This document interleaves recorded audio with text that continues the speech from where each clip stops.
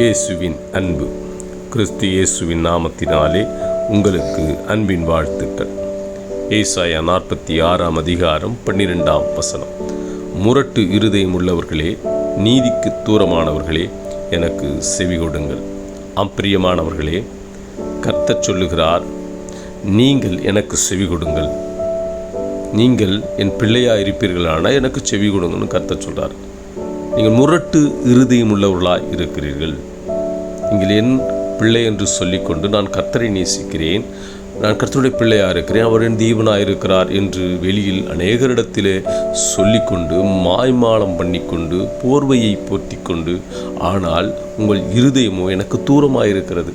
இருதயத்திலே கசப்பு, வைராக்கியம், பொறாமை, பெருமை உள்ளவர்களாய், நாம் முரட்டாட்டம் உள்ளவர்களாயும் சுய பெருமை பேசி அநேகர் முன்பாக மற்றவர்களை இழிவாக எண்ணுகிறவர்களுமாய் இருக்கிறோம்.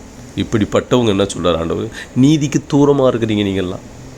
அப்போது கர்த்தருக்கு பிரியமாக கர்த்தருடைய பிள்ளைகளாக இருப்போமே, ஆனால் நாம் கர்த்தருக்கு பிரியமாக வாழ்ந்து சாட்சியோடு கூட வாழ்ந்து அனைவரையும் நேசித்து அன்பாக இருந்து நீதியின்படி செய்கிறவர்களே கர்த்தருடைய பிள்ளையாக இருக்கிறோம். அப்போது நம்மளாம் அநேகர் என்ன பண்ணுறோம்?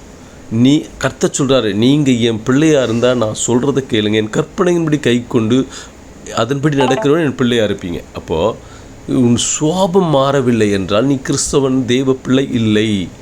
நீ கர்த்தருடைய வார்த்தை எத்தனை கேட்டாலும் உன் சுவாபம் மாறி அதன்படி நடக்கவிடில் நீ கர்த்தருடைய பிள்ளையாக இருக்க முடியாது. நீ நீதிக்கு தூரமாக இருக்கிறாய்.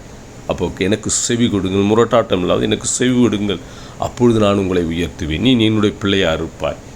எனவே தூரமாக இருக்கிறதில்ல, நீ கர்த்தருக்கு நாம் செவி கொடுத்து அவருக்கு பிரியமாக வாழும்போது கர்த்தர் உன்னை உயர்த்தி ஆசீர்வதிப்பார்.